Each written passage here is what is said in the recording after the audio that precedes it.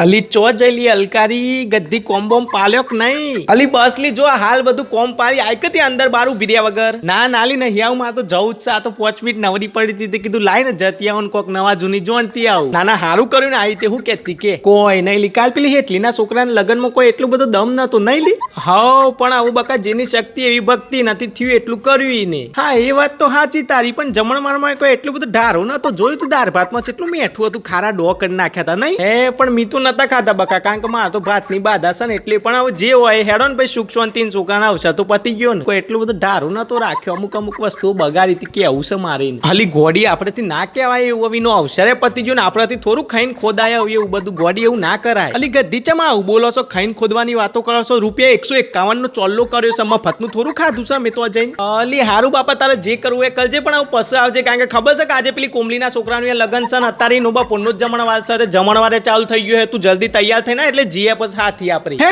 મારી હા હુઈ ના છોકરાને લગન ચાને લીધું લી હેર સોરી હો બકા મન તો એમ કરતા ની ને કીધું હે એટલે તું એ આવવાની હે મને ગંધ નહીં આવા દીધી ને ગધી ના છોકરાને લગન લીધું છે ની મારી માએ પણ કશો હતો નહીં તું તૈયાર થા હું આજે વગર ઇન્વિટેશન ના છોકરાને લગન માં આવું છું અને એને બતાવું છું કે વગર ઇન્વિટેશન હું આવી અને લગન કઈ રીતે થાય તું તૈયાર થા હું આવું છું રે કારો કાચંડો હા હરી કારી ડાકણ માર જલ્દી જતું રહું ઉપર હે ને કા તો ગધી કુવામ પર્યો હશે ને મને હાથી લઈને પર્યો હશે માર જ નાઈ જવું પડે જલ્દી